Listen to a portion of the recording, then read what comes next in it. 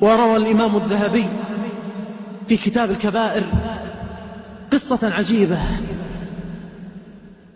قال عن أحدهم أنه رأى رجلا يسير في الطرقات مقطوع اليد من أعلى الكتف، كل يده مقطوعة، وهو ينادي هذا الرجل ويقول: من رآني فلا يظلمن أحدا، من رآني فلا يظلمن أحدا، من رآني فلا يظلمن أحدا. يقول الرجل: فتقدمت إليه فقلت له: ما قصتك رحمك، ما قصتك؟ قال: كنت جبارا من الجبابرة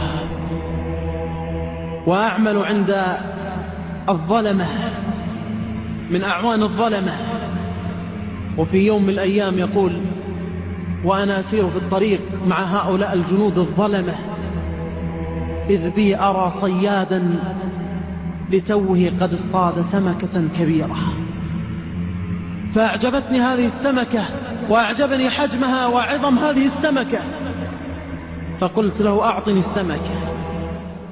فقال هذا الصياد الفقير: والله لا أعطيك، إني أبيعها قوتا لعيالي فلا أملك إلا هذه السمكة، هذا رزقه.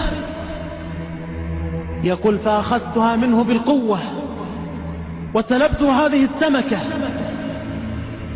ودفعته وركلته. يقول: وأنا أمشي في الطريق وفي يدي هذه السمكة وإذ بها تفتح فاها بقدرة الله وتعض على إبهامه.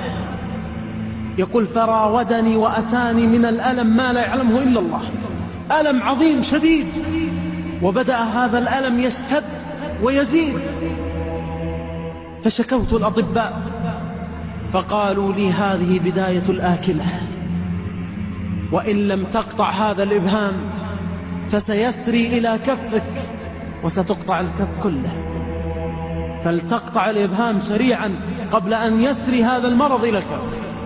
يقول: فقطعته، فما هي إلا أيام حتى راودني الألم في كفي، فشكوت الطبيب فقال: لقد سرى إلى كفك، وإن لم تقطع الكف فسيسري إلى بقية يدك، فقطعت الكف. ثم ما هي إلا أيام حتى سرى إلى الساعد، فشكوت الطبيب قال: إنه سرى إلى الساعد، وإن لم تقطع الساعد فسيسري إلى اليد بأكملها، فقطعت اليد من الساعد. ثم إنه سرى إلى العضد إلى أعلى الكتف، فشكوت الطبيب فقال: لتقطع اليد من أعلى الكتف، وإلا سرى إلى جسدك كله فقتلك هذا الداء، فقطعتها. فقال لي أحدهم: ما قصتك وما خبرك؟ هل فعلت شيئا؟ سيموت هذا الرجل، كل يوم يقطع شيء من جسده. قال: لقد أخذت هذه السمكة من هذا الفقير، وما كان من هذه السمكة إلا أن عضت على إبهامه. قال: فابحث عن هذا الرجل فتحلل منه، فوالله لو أنك تحللت منذ أخذت السمكة لم يقطع من جسدك عضوا واحدا حتى الإبهام.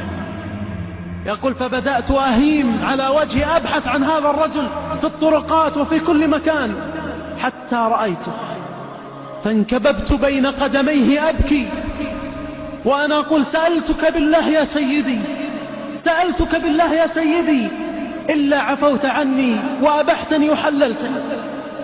فقال الصياد: ومن أنت؟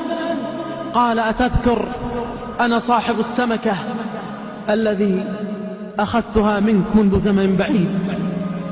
يقول: فبكى الصياد لما رأى من حالي، وقال: والله قد أبحتك وحللتك لما رأيت من البلاء الذي حل بك، حل به من البلاء ما لا يعلمه إلا الله، لقد أبحتك لما رأيت من البلاء الذي حل بك وبكى.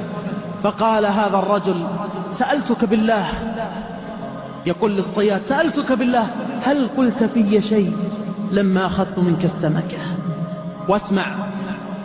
واسمع يا من ضاقت عليك السبل وتكالبت عليك الهموم والغموم، إنه الدعاء ولا مفرج إلا فارج الكربات.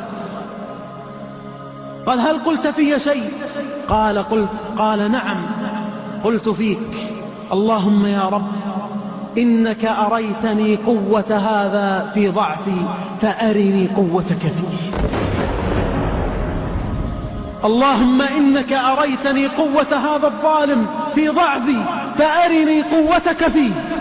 فحدث ما حدث لهذا الجبار. قال فوالله لا أعود إلى الظلم ولا إلى الظلمة.